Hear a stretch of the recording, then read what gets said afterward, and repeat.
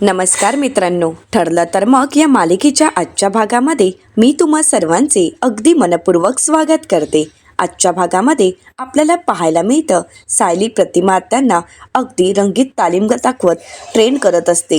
कशा प्रकारे महिपत शिकरेचे वार धुडकावून लावायचे हे त्यांना शिकवत असते आणि त्याचवेळी हे सगळं काही रविराज सर पाहत असतात. ज्यावेळी रविराज सर प्रतिमा आत्यांना पाहतात त्यावेळी त्यांना जुन्या आठवणी आठवू लागतात.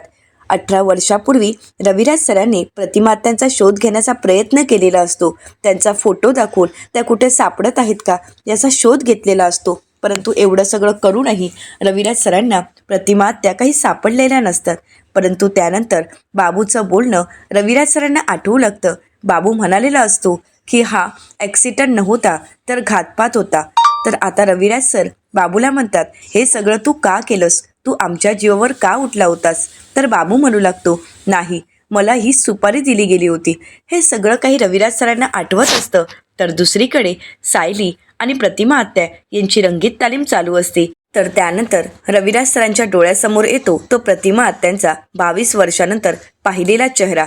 ज्यावेळी सायली प्रतिमा आत्यांना सुभेदारांच्या घरी घेऊन आलेली असते आणि रविराज सर प्रतिमा आत्यांना पहिल्यांदा पाहतात त्यावेळी प्रतिमा आत्यांची ती अवस्था आजही रविराज सरांना आठवत असते.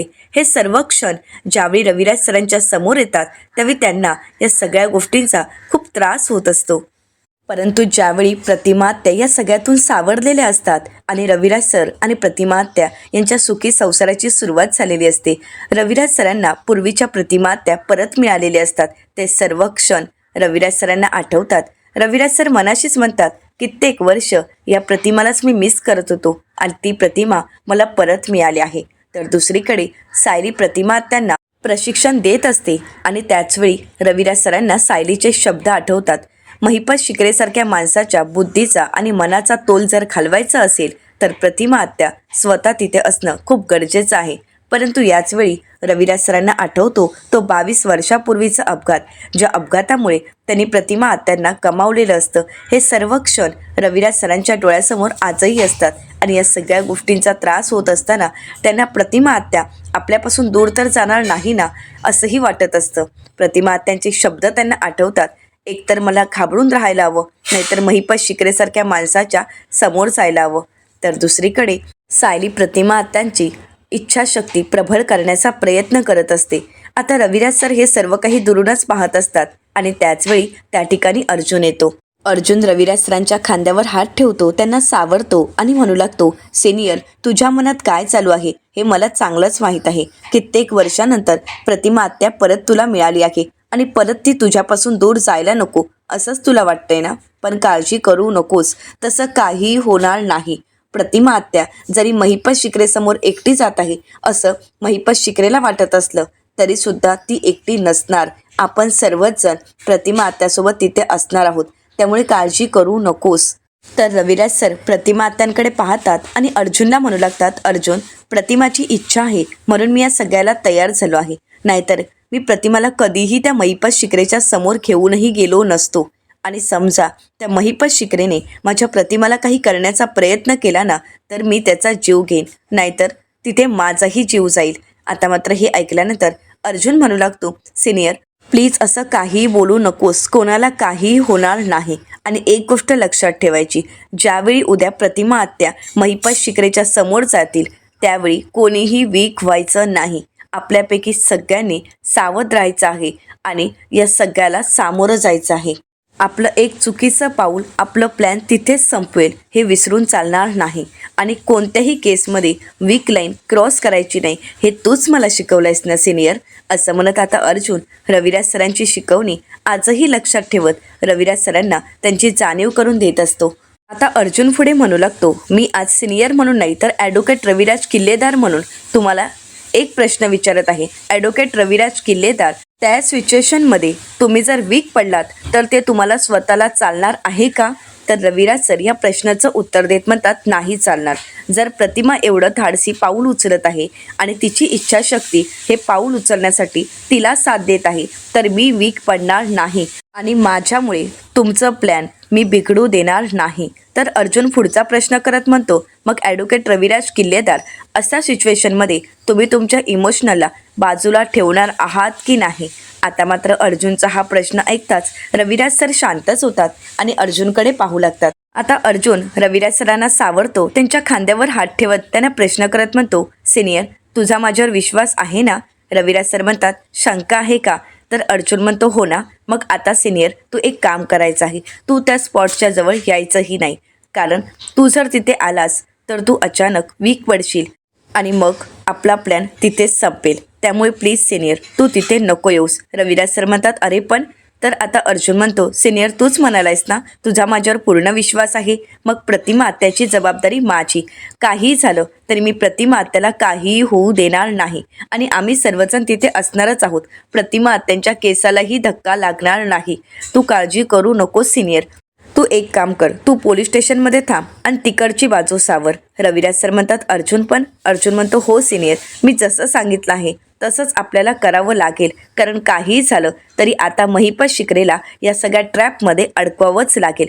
रविराज सर म्हणतात, तू अगदी बरोबर बोलतोयस अर्जुन.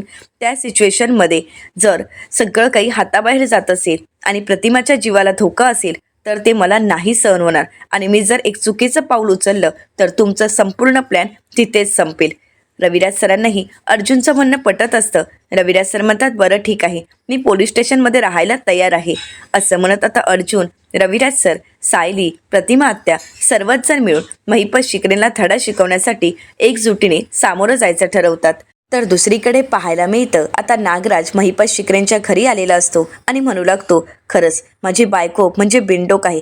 अशी बेंडोक आहे ना, मला तर काय करावं काहीच कळत नाही. अरे आज बघ ना, मला तिच्यामुळे ठाण्याला जावं लागलं. तिच्या कुठल्या आत्याचे गुडघे दुखत आहेत आणि तिला औषध द्यायचं होतं आणि म्हणून तिने मला घालवलं आणि मी अडवण्याचा प्रयत्न केला, पण काय करणार, दादा आला ना. दादा म्हणाला तुला चावंच लागेल आणि शेवटी मला ठाण्याला चावंच लागलं आणि तिच्यामुळे मला आज एवढा त्रास झाला आहे ना. असं म्हणत आता नागराजने आपल्या संसाराच्या कहाण्या सांगायला सुरुवात केलेली असते. तर महिपत शिकरे चिडतात आणि म्हणू लागतात, तुमच्या संसाराच्या स्टोऱ्या सांगून झाल्या असतील तर आता गळ्याशी आलंय त्याच्याबद्दल बोलायचं का? आता महिपत शिकरेंचं हे बोलणं ऐकून नागराज म्हणतो, काय रे, आता नक्की काय झालंय आणि काय नवीन उद्योग करून ठेवलेस? तर महिपत शिकरे नागराजला म्हणू लागतात, त्या माणसाचा फोन आला होता आणि तो सर्व पुरावे द्यायलाही तयार आहे आणि त्या बदल्यात त्याने पैसे मागितले आहेत आणि त्यासाठी तो भेटायला कुठे यायचं हे सुद्धा सांगणार आहे. आता हे ऐकल्यानंतर नागराजला धक्काच बसतो. नागराज म्हणू लागतो, हे तर सगळं भलतंच चालू झालंय महिपत. अरे काय करावं काहीच कळत नाहीये. हे सगळं नक्की कोण करत असेल? प्रिया तर आपल्याशी खोटं बोलत नसेल ना, की प्रिया खरंच बोलत असेल आणि हे सगळं काही सायली अर्जुनच करत असतील? नाही, हे सगळ्या विचाराने माझं तर डोकं भनभनायला लागलं आहे. आता तर हे सगळं काही गळ्याशी येऊ लागलं आहे. नाही, महिपत आपल्याला काहीतरी करावंच लागेल. तर त्याचवेळी महिपत शिकरेंना अर्जुनचा फोन आलेला असतो. महिपत शिकरे म्हणतात, हॅलो. तर अर्जुन म्हणतो, आज संध्याकाळी 6 वाजता भेटायचं आहे, लोकेशन तुझ्या मोबाईलवर येईलच. असं म्हणत अर्जुन फोन ठेवतो.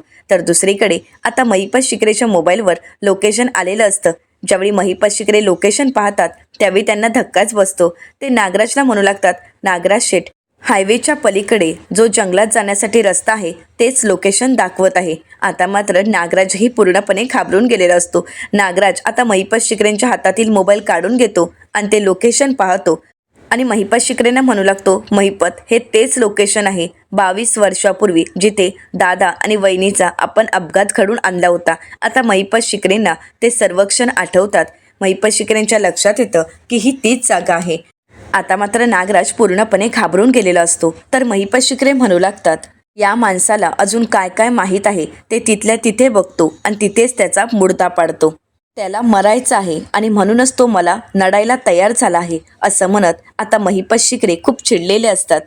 आता महिपत शिकरे आपल्या माणसाला पक्क्याला आवाज देतात आणि म्हणू लागतात, पक्क्या, आता मी जे काही लोकेशन पाठवत आहे त्या ठिकाणी आपली सगळी माणसं घेऊन जायची आणि मी जाणे अगोदर तुम्ही तिथे झाडीत लपायचं आहे आणि हो, आपले जे काही चाकू, तलवारी, बंदूक आहे सगळं काही घेऊन जायचं आहे आणि आज तेल पाणी त्यांना लावायचं आहे.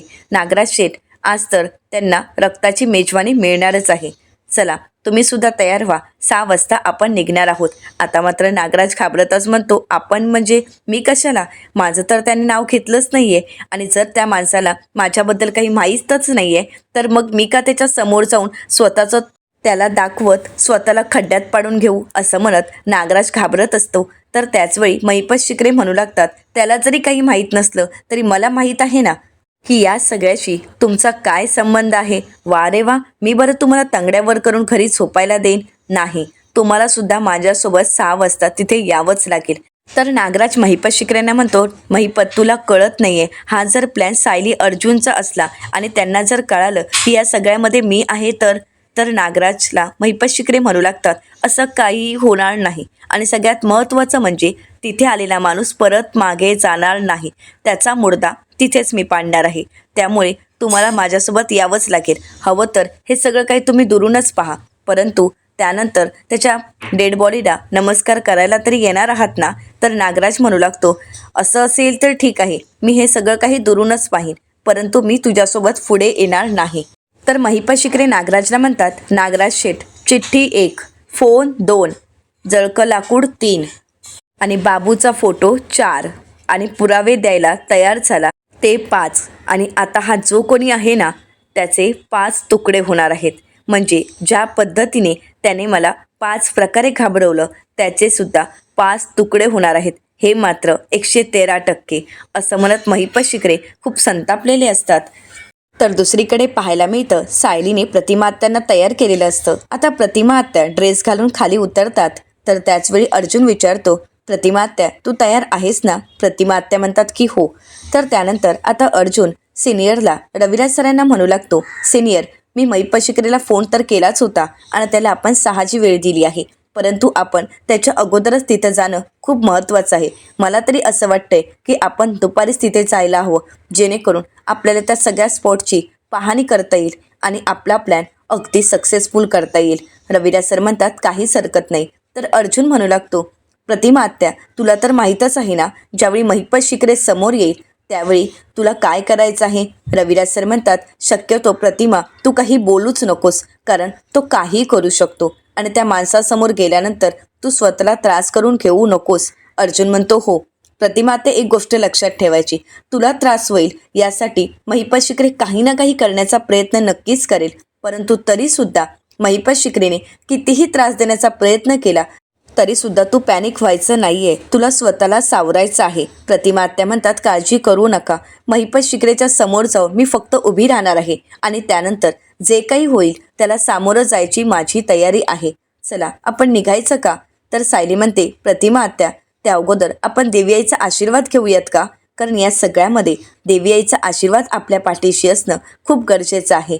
आपण अगोदर देवी आईचा आशीर्वाद घेऊ आणि नंतरच निघू. प्रतिमा आत्या म्हणतात, हो अगदी खरं आहे, त्या दिवशी मी मंदिरात देवी आईचा आशीर्वाद घेण्यासाठीच गेले होते, परंतु त्या माणसाला समोर पाहिलं आणि मला चक्कर आली आणि नीटसं देवी आईचं दर्शनही घेता आली नाही आणि ती रुखरुख मनात अजूनही आहे. आणि म्हणूनच सायली, प्रतिमा आत्या, रविराज सर, अर्जुन सर्वच जण मिळून आता देवी आईचं दर्शन घेण्यासाठी देवघरात आलेले असतात. प्रतिमा आत्या देवी आईसमोर हात जोडतात, देवी आईचे आशीर्वाद घेतात आणि त्यानंतर देवी आईची आरती करत आता युद्धाला सामोरं जाण्यासाठी देवी आईच्या नावाचा जयघोष करत सर्वजण आशीर्वाद घेऊन बाहेर पडत असतात. आणि त्याचवेळी सुमन काकू सर्वांच्याच हातावर दही साखर देतात. रविराज सर म्हणतात, सुमन काकू म्हणतात, काहीच बोलू नका भाऊजी, मला माहीत आहे सगळ्यात महत्त्वाच्या गोष्टीसाठी आज तुम्ही घराबाहेर पडत आहात आणि यामध्ये तुम्हाला यशही मिळणार आहे, काळजी करू नका, मला सगळ्या गोष्टींची कल्पना आहे. आता ज्यावेळी सर्वजण बाहेर पडतात त्यावेळी रविराज सर म्हणू लागतात, तुम्ही सगळ्यांनी स्वतःची काळजी घ्यायची आहे. तर आता अर्जुन म्हणतो की हो सिनियर, तू काळजी करू नकोस, प्रतिमा आत्यांना काहीही होणार नाही, प्रतिमा आत्या ही आमची जबाबदारी आहे आणि आम्ही सर्वच जण त्यांची नक्कीच काळजी घेऊ.